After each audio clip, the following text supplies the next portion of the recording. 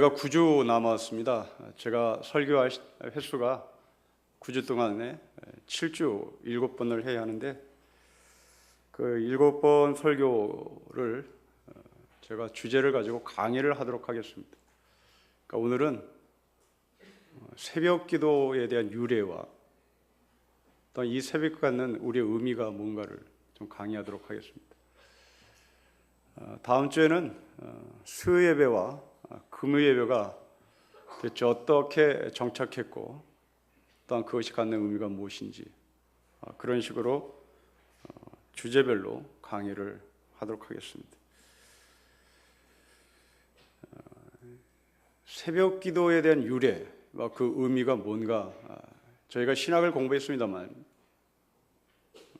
한국교회의 역사를 공부한 학자들이 이것을 명확하게 가르쳐주지 않아서 저희도 그냥 성경에서 나온 새벽 기도겠지 그리고 넘겼습니다.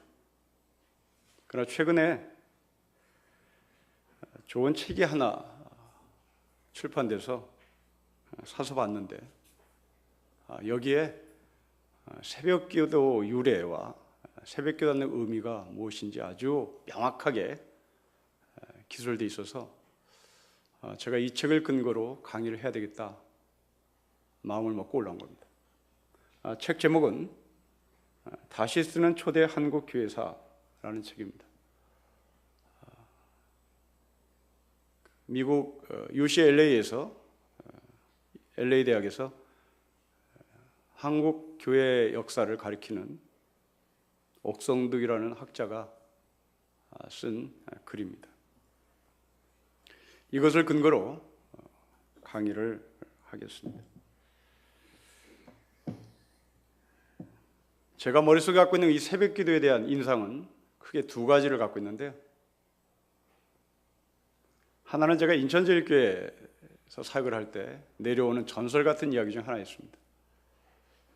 인천제일교회를 세우신 목사님이 이기혁 목사님이라는 분이십니다.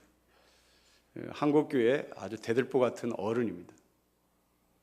근데 이분이 새벽 기도를 얼마나 하기 힘들었는지 어느 날은 새벽 기도회를 인도로 나오셨는데 교인들이 그냥 입을 딱 벌어지고 이거 어떡하지 하고 난리가 난 적이 있었답니다.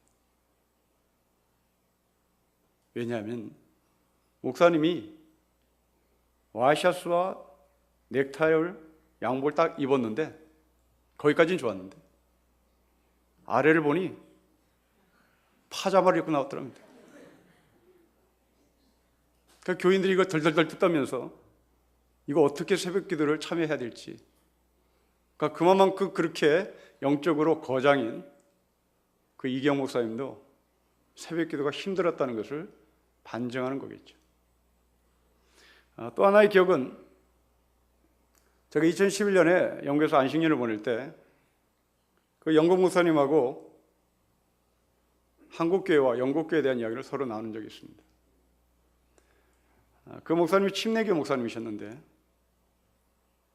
저에게 당신은 한국에서 일주일 동안 설교를 몇 번 하냐고 묻더라고요. 그래서 제가 그때 대답하기를 새벽 기도 당시 월요일부터 금요일까지 제가 했었습니다. 5번입니다. 금요 구역 예배 한번 들어갑니다. 심야 기도 차려면 또 해야 합니다. 수요 예배 또 해야 하고 또한 당시 주일 설교를 저는 4번 했거든요. 그러니까 최하 10번을 하더라고요. 그러니까 최하 10번을 한다 그랬더니 이제 신방 이런 거 다 빼놓고 영국 목사가 저에게 아주 진지하게 한 말입니다. 당신 일찍 죽고 싶냐? 그렇게 해서 어떻게 사냐? 그 당신은 설교 몇 번 하는데 일주일에 한 번, 주일 설교 한 번 끝. 이게 영국 목사들의 설교 횟수였습니다. 그러니 그 사람이 보기에 10번을 한다는 것은 계산이 안 나오는 설교죠. 곧 이 말은 한국 목사들이 설교 준비를 안 한다는 얘기입니다. 못 합니다. 할 수 있는 시간이 없습니다. 10번 설교하는데 어떻게 설교 준비를 해요? 그냥 대충 해갖고 오는 거죠. 한 번 설교를 하려고 마음먹어도 끙끙대는 판인데 10번을 설교한다? 그건 불가능한 얘기입니다.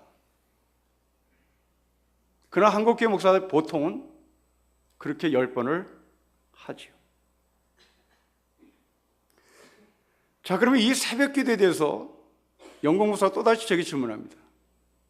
왜 새벽 기도를 해야 하느냐? 왜 네가 나와서 성도들 앞에서 설교를 하고 기도를 해야 하느냐? 혼자 기도를 하도록 내버려두면 안 되냐라는 질문이에요. 만약에 우리가 갖고 있는 이 새벽 기도회가 성경의 근거에서 꼭 해야 되는 것이었다면 유럽이나 미국의 교회도 했어야 합니다. 그러나 유럽의 교회와 미국의 교회는 새벽 기도를 하지 않거든요. 때문에 이 새벽 기도회가 성경의 근거에서 우리가 매일마다 모여서 새벽 기도를 해야 된다라는 당위성은 성경에서 끌어낼 수는 없을 것 같습니다. 물론 예수님이 새벽 기도를 하신 것은 사실입니다. 한국 교회가 갖고 있는 새벽 기도의 시간은 대충 4시 반 아니면 5시였습니다. 이것이 전통적인 새벽 기도의 시간이죠. 지금 우리는 한 7, 8년 전부터 5시 반으로 30분 연장했습니다만은 한국교회 전통적인 새벽 기도 시간은 4시 반에서 그리고 5시에 이루어집니다. 자, 왜 그럴까? 왜 4시 반에서 5시에 새벽 기도를 한국교회는 했을까? 자, 이 배경에 대해서 먼저 말씀을 드리고요. 두 번째로 도대체 새벽 기도는 언제, 어디서, 누가, 어떻게 새벽 기도를 발전했고 정착을 시켰는가에 대해서 강의를 할 거고요. 그리고 세 번째로 이 새벽 기도를 갖는 우리의 의미에 대해서 결론을 맺도록 하겠습니다. 첫째로 이 새벽 기도의 배경, 새벽 기도가 도대체 한국 교회에 어떤 배경을 들고 있느냐라고 하는 질문에 이 옥성득 교수는 두 가지 오해를 하고 있다고 지적합니다. 첫째는 한국 교회가 행하고 있는 이 새벽 기도에는 우리나라 여성들이 새벽에 정한수를 떠놓고 가족들의 안녕을 비는 데서 온 것이라고 주장하는 주장은 한국 교회가 이루어지는 새벽 기도와는 전혀 다른 것이라고 지적을 합니다. 우리 어머니들은 치성을 드렸죠. 장독대 위에 정한수를 떠놓고 하얀 소복을 갈아입은 채 비나이다 비나이다를 했습니다. 그 내용은 자기 남편 그리고 자기 아들들의 안녕을 위해서 빌었죠. 이것이 우리나라 여성들이 교회로 들어오면서 예수를 믿게 된 후에 이 여성들이 자발적으로 그렇게 정한수를 떠놓고 빌었던 것처럼 새벽에 모여서 기도를 한 것이 새벽 기도라고 하는 주장이 있는데 그런 주장은 틀렸다라고 말합니다. 또 하나는 이 새벽 기도가 불교에서 유래했다고 하는 주장, 이것도 이 학자는 거부합니다. 결론적으로 이 학자가 주장하는 우리나라 교회 새벽 기도는 하나님과 깊은 교제의 시간을 가짐과 동시에 나라와 민족을 위하여 기도하는 역사적 현실에 참여하는 기도회라고 주장을 합니다. 하나님과 나 사이의 영적인 결합을 맺음과 동시에 이 하나님의 마음을 들고 세상의 한복판에 서서 나라와 민족을 위하여 기도하는 역사적 현실 참여가 바로 우리가 갖고 있는 새벽 기도의 특징이라고 주장을 합니다. 자, 이 문제를 좀 더 살펴보겠습니다. 민간 신앙 속에서 이루어진 새벽 기도라고 주장하는 사람들, 그 이유는 우리나라 사람들이 새벽 미명, 새벽은 신령한 존재들이 다니는 시간이라고 생각해오는 민족입니다. 그래서 이 새벽에는 신령한 존재와 교제할 수 있고 교통할 수 있는 시간이라고 여겼기에 우리나라 여성들은, 아내된 여인들은 바로 가족을 위하여 안녕과 평안을 빌었던 게죠. 이런 기복적인 기도가 교회에 고스란히 들어와서 기복신앙을 형성했다라고 주장하는데, 그래서 결국 한국 교회가 갖고 있는 새벽 기도회는 무교적이고 무당적인 기도라고 평가하는 학자들의 주장을 단연코 거부합니다. 그 이유는 그렇게 주장하는 사람들은 주관적인 주장이지 객관적인 자료나 통계로 주장하는 것이 아니었기 때문이라 라고 비판합니다. 자, 불교에서 위례했다는 것에 조금 더 깊이 들어가 보면, 저는 불교 신자가 아닙니다만은 자료를 찾아보니 절에서는 하루에 5번 종을 친답니다. 그 5번 종을 치면서 승려들이 예불을 드리죠. 불교 신자들이 예불을 드리는 것이 아니라 종교 전문인들, 불교의 리더들, 그들이 하루에 5번 종을 치면서 예불을 드립니다. 그 5번 종은 저녁 8시, 밤 10시, 밤 12시, 새벽 3시, 새벽 5시, 이렇게 5번 종을 치는데요. 특히 새벽 5시에는 승려들이 28번의 종을 칩니다. 이 28번의 종의 의미는 하늘에 있는 별들이 서로 결합하는 시간의 의미를 갖고 있다고 그래요.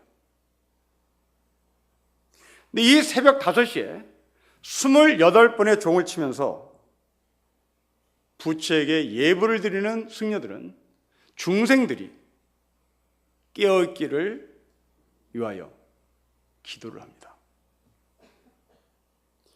이 학자는 이것을 이렇게 정리합니다. 불교에서 말하는 새벽 5시의 새벽 예불은 종교 전문가들이 모여서 예배를 드리는 것이고 기도를 하는 것이다. 다시 말하면 삶의 현장을 떠난 속세를 등진 승려들, 역사고는 관심이 없는, 삶의 현장은 관심이 없는, 속세를 떠나 산으로 들어간 종교 전문 집단들이 새벽 5시에 일어나 기도하는 예불이 불교의 새벽 5시의 기도다. 때문에 한국 교회가 이렇게 속세를 떠난 종교 전문가들인 승려들이 5시에 새벽 기도를 드리는 것을 차용했다고 볼 수는 없다. 왜냐하면 우리 한국교회 교회는 속세를 떠나서 기도하는 사람이 아니라 현실 가운데 세워진 교회, 그리고 역사 속으로 들어와서 하는 기도, 전문 종교 지도자가 하는 것이 아니라 일개 이름 없는 성도들, 이름 없는 남자, 여자 성도들이 기도하는 것이다. 그래서 불교에서 말하는 새벽 예불과 우리 한국 교회가 하는 새벽 기도는 전혀 차원이 다른 것입니다.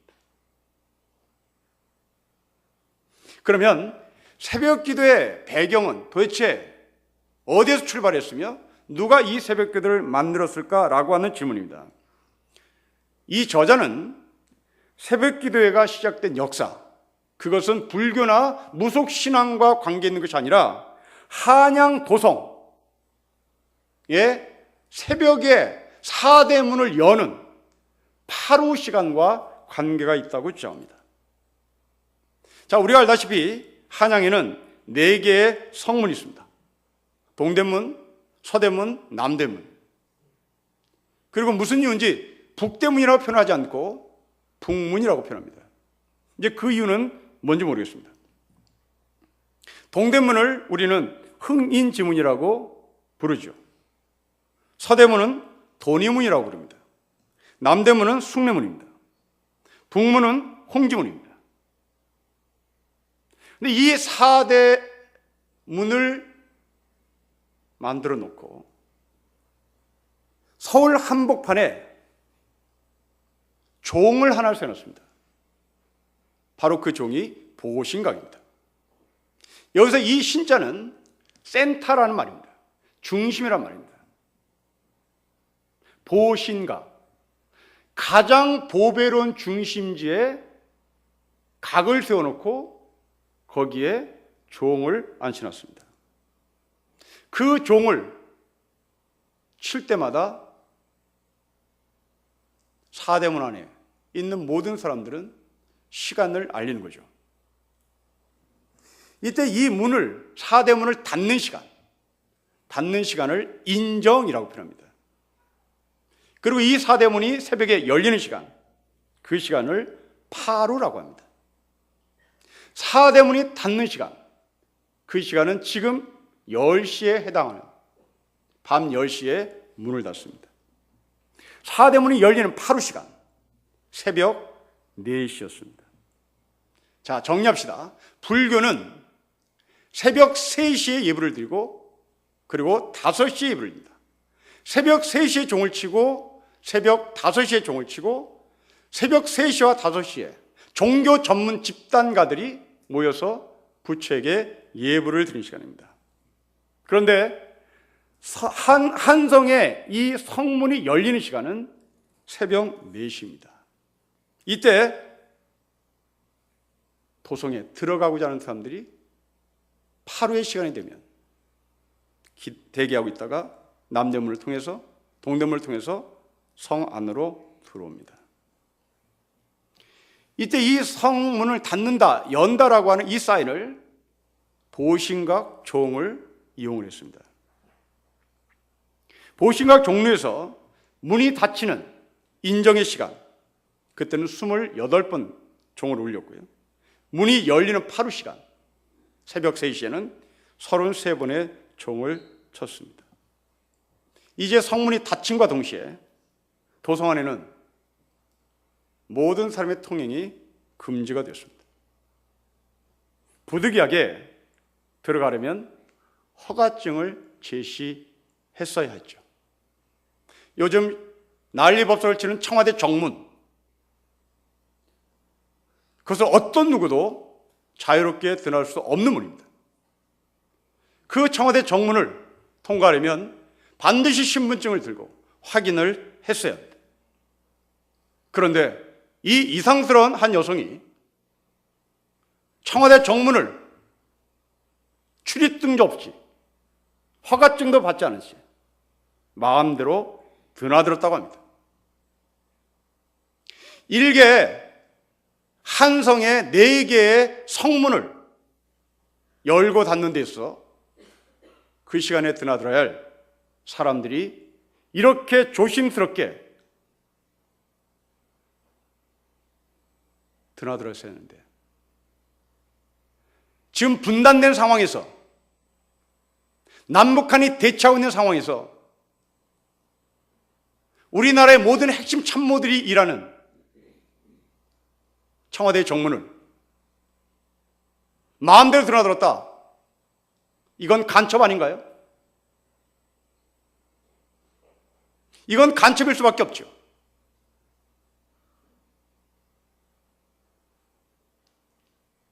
이 정도로 우리나라의 안보와 경계와 나라 지키는 것이 이토록 허술한가? 우리는 심각한 상황에 도달했다는 것을 누구나가 다 지금 안타까워하고 있는 겁니다. 자, 다시 새벽 기도로 돌아갑시다.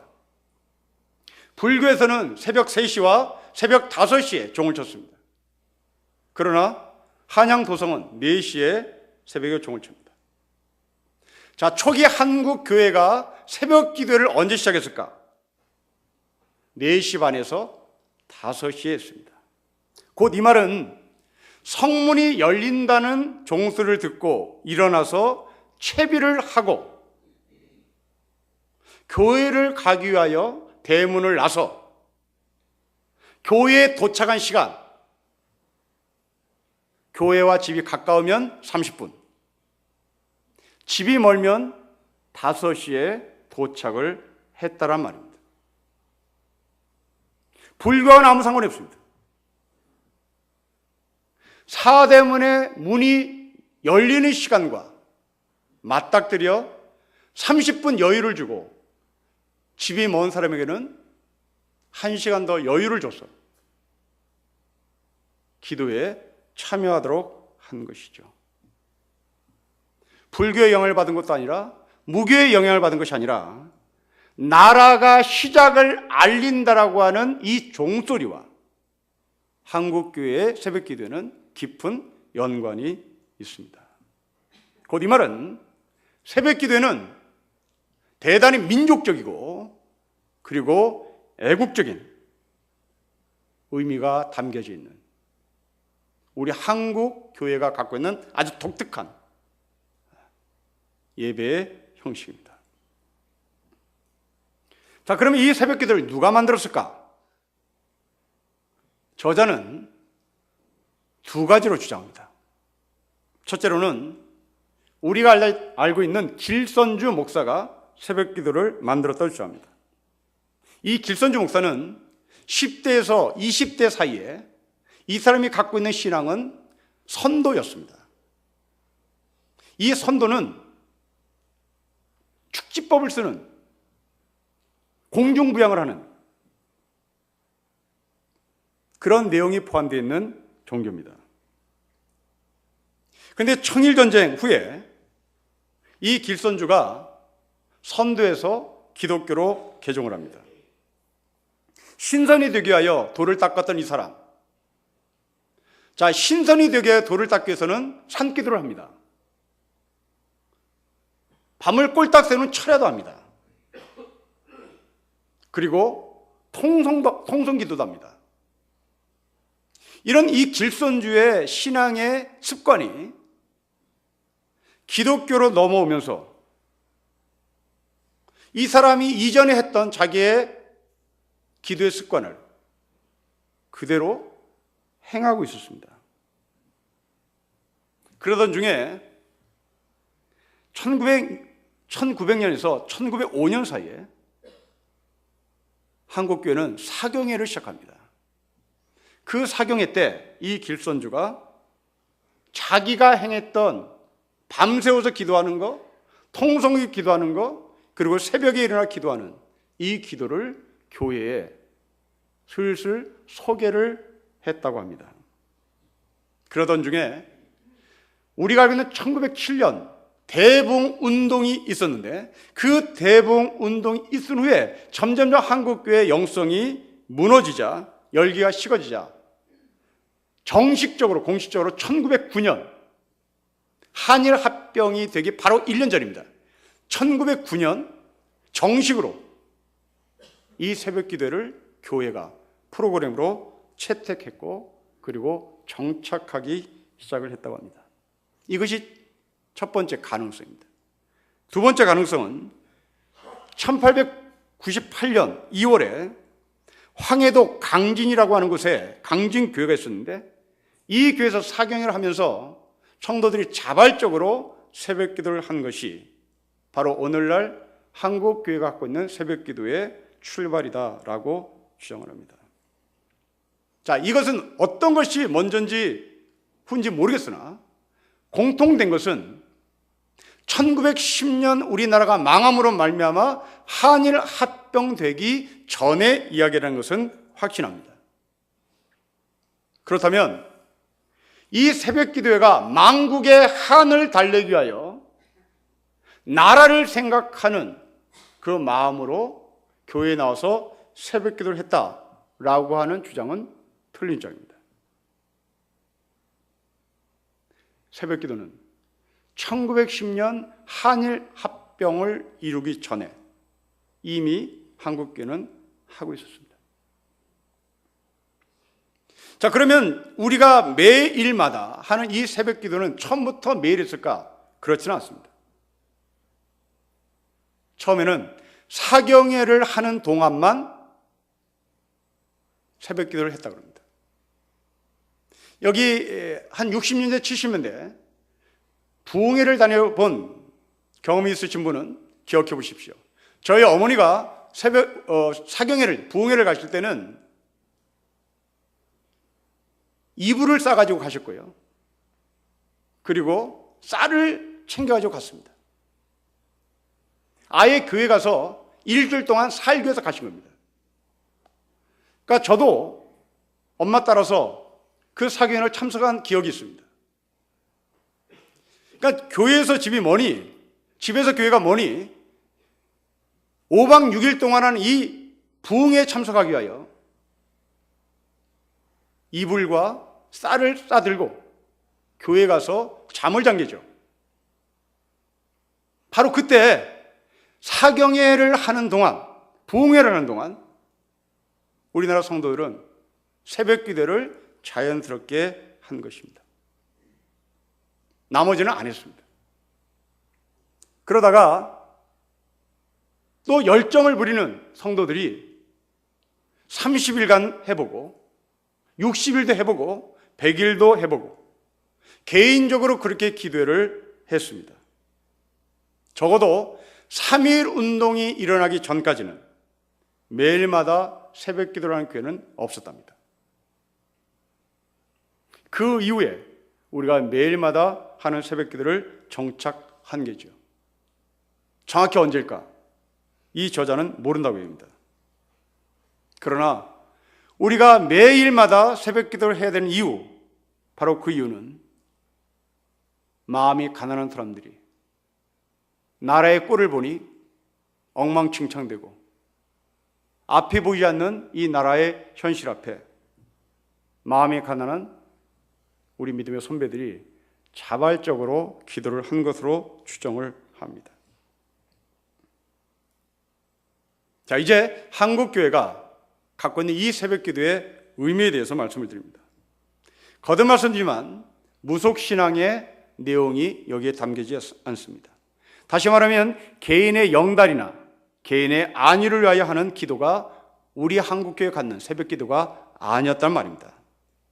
또한 세상과 멀리한 채, 세속을 등진 채 불교 승리들이 하는 그런 새벽기도도 아니었습니다.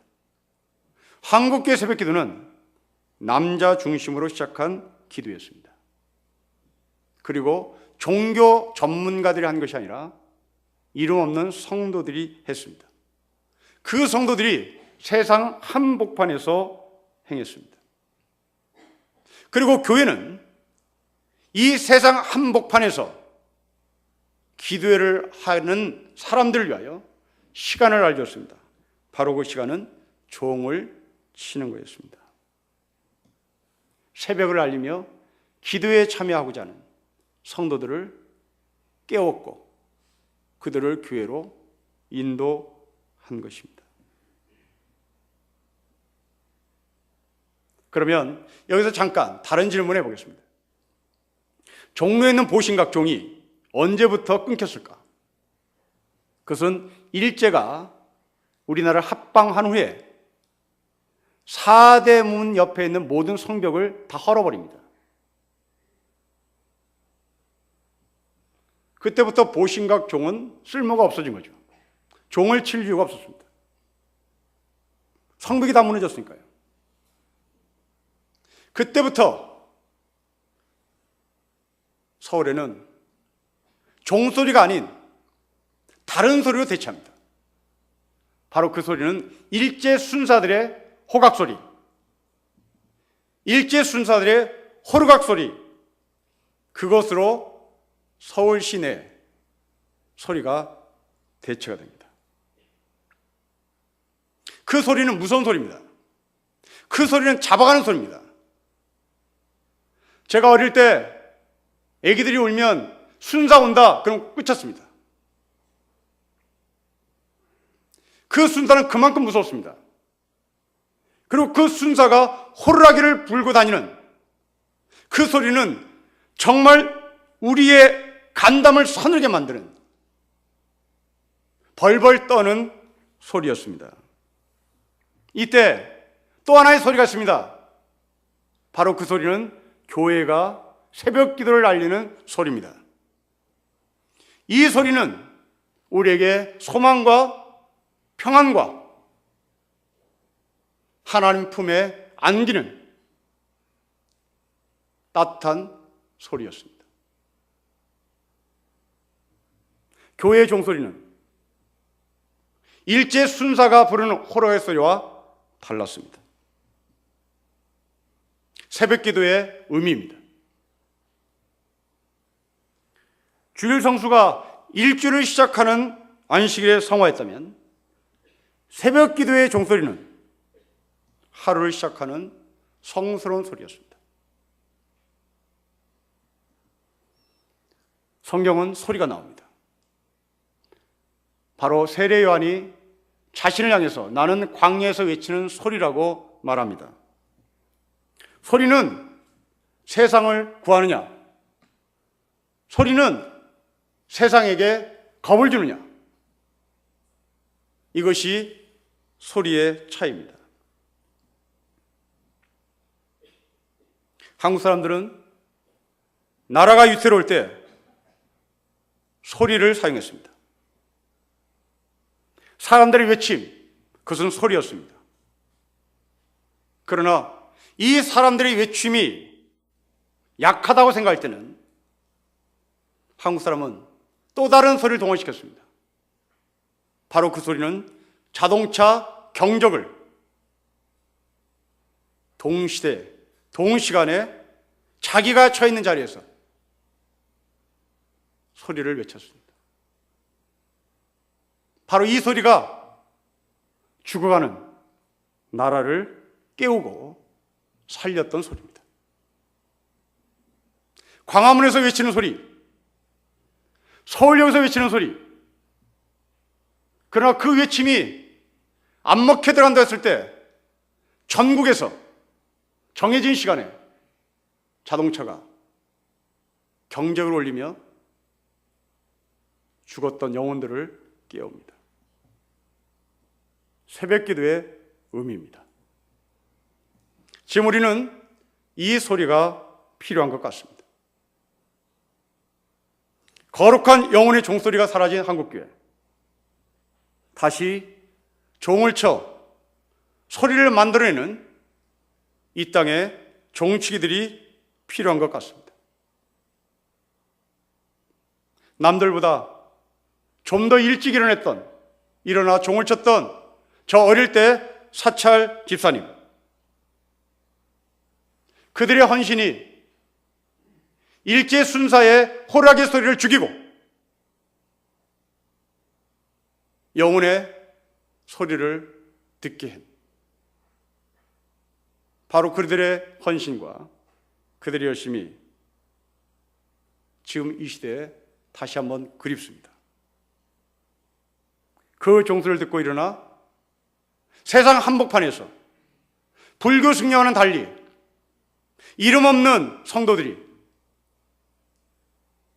앉아서 민족을 위하여, 나라를 위하여 기도했던 그 믿음의 선배들의 기도 소리가 지금 우리에게 필요한 것이 아닌가 싶습니다. 지금도 자녀들을 위하여, 그리고 나라를 위하여 기도하는 성도들의 기도가 바로 여러분의 가정을 살리고 나라를 살리고 있는 것이라고 저는 보여집니다. 한 손에는 하나님과 깊은 기도를 통하여 교제를 나눴던 우리나라 새벽기도 교회 교인들, 동시에 한 손에는 이 역사 한복판에서 꺼져가는 암울한 이 땅을 안타까이 여겨 중보했던 그 중보가 한국 교회와 한국을 살렸고, 또한 이 시점에서 우리가 이 나라를 살리는 방법, 유일한 길, 바로 하나님과의 깊은 영적인 교제를 통해서 내가 한복판에, 이 역사의 한복판에 내가 있다는 것을 기억하고 기도한다면 그 기도는 정말 하나님께서 기뻐하시는 기도가 될 것입니다. 새벽 기도는 나의 안녕과 자녀들의 안위만을 위하여 기도하는 기도가 아니라, 정한수를 떠놓고 기도했던 어머니들의 기도가 아니라, 한국 역사 한복판에 서서 아무 힘도 없는 성도들이 거룩한 소리를 외쳤던 바로 그 기도였습니다. 이제 우리는 그 소리를 죽이지 말고 더 크게, 안 되면 경적을 울려서라도 이 난파선 같은 한국 역사에 오점이 되지 않는 교회가 되었으면 좋겠습니다. 100년 후에 이 나라의 역사가들은 한국교회를 뭐라고 평가할까? 여기에 답을 하라고 하면 우리는 끔찍합니다. 그러나 이 땅에 남은 자들의 그 기도를 통하여 적어도 이 세상의 모든 한국교회의 목회자들과 교회 지도자들은 썩었으나 그 가운데 남은 자들이 있었다. 새벽을 깨우는 사람이 있었다. 소리가 있었다. 이러한 평가를 우리가 받는다면 우리는 하나님 앞에 가서 부끄럽지 않을 것 같습니다. 여러분의 삶 가운데 이 기도의 소리가 끊어지지 않는 영혼의 연속이 있기를 주의 이름으로 축복합니다. 기도하겠습니다. 하나님 아버지, 광야에 외치는 소리처럼 이 땅의 새벽을 깨웠던 새벽 기도의 종소리가 지금 이 나라, 이 역사 가운데 필요한 시점입니다. 하나님 아버지, 이 땅의 남은 자들의 소리를 들으시고 아버지 하나님께서 선함으로 응답하셔서 정말 훗날 한국교회의 역사의 평가가 우리로 말미암아 이 땅의 남은 자들을 통하여 좋게 평가받을 수 있도록 애써 기도하고 애써 소리치고 애써 새벽에 무릎 꿇음을 강건케 해 주십시오. 예수 그리스도의 이름으로 기도합니다. 아멘.